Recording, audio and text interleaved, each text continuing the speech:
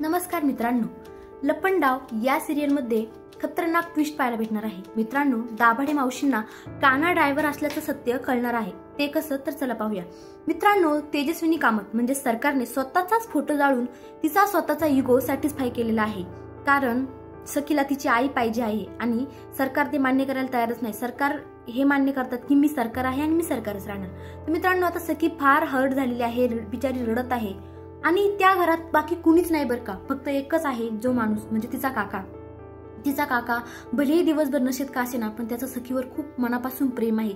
बाकी सखीवर कुणीच प्रेम करत नाही, सगळेजण संपत्तीच्या मागे लागलेले आहेत। आयुष्यात मित्रांनो, पैसा हा इम्पॉर्टंट असतो, पण पैसा म्हणजे सगळं काही आलं असं नसतं। नाती जपावी लागतात, नात्यांना वेळ द्यावा लागतो। पण यांच्या घरात ते काका सोडून बाकी कुणालाच नात्यांची किंमत नाहीये, पण त्याला किंमत आहे। तो बिचारा सखी जवळ जातो, तिला आईस्क्रीम देतो, तिला सांगतो की बबडू हे बघ, हे आयुष्य असंच आहे।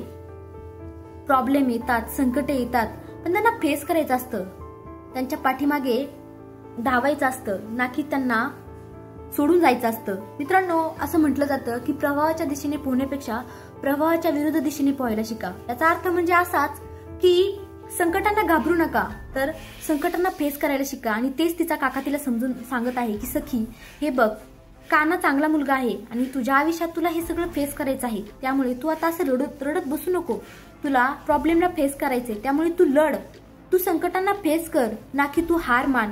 तिला तो मोटिवेट करत आहे, तिला समजून सांगत आहे, तिच्या डोळ्यातले अश्रू पुसत आहे। खरंच काका किती ग्रेट आहे।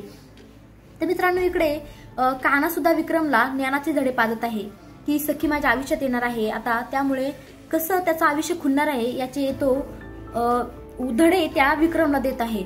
तर मित्रांनो, इकडे आता काय दाभाडे मावशींना सत्य कळणार आहे। दाभाडे मावशी कानाला बोलतात की काना, ड्रायव्हरचे कपडे तुझ्याकडे काय करतात?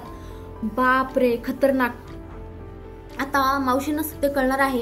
पण मित्रांनो, आता सखीचाही हट्ट आहे की तिला तिचा साखरपुडा हा सखी सदन चाळमध्येच करायचा आहे। कारण सरकार जर तिची आई व्हायला तयार नाही, तर मला सुद्धा बँकेट हॉलमध्ये साखरपुडा न करता मला तो सखी सदन चाळमध्ये करायचा आहे आणि मीच सगळं काही ठरवणार, अशी सखीचा हट्ट आहे। परंतु सरकार तिला खोलीमध्ये कोंडून ठेवतात आणि जोपर्यंत सखी मान्य करणार नाही की ती साखरपुड्याला तयार आहे, तोपर्यंत दार उघडू नका असं सक्त सांगतात। मित्रांनो, इतकी नीच बाई, म्हणजे आई, आई या नावाचा अर्थ कळतोय का? आई म्हणजे किती जगातली सुंदर भावना, जगातला सगळ्यात सुंदर व्यक्तिमत्व जर कोणी असेल तर आई। आणि ही सरकार आईच्या नावाखाली कलंक आहे। अहो, स्वतःच्याच मुलीसोबत असं कोणी वागतं का?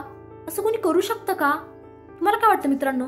सखीचा साखरपुडा नक्की होईल का? कमेंटमध्ये नक्की सांगा। धन्यवाद।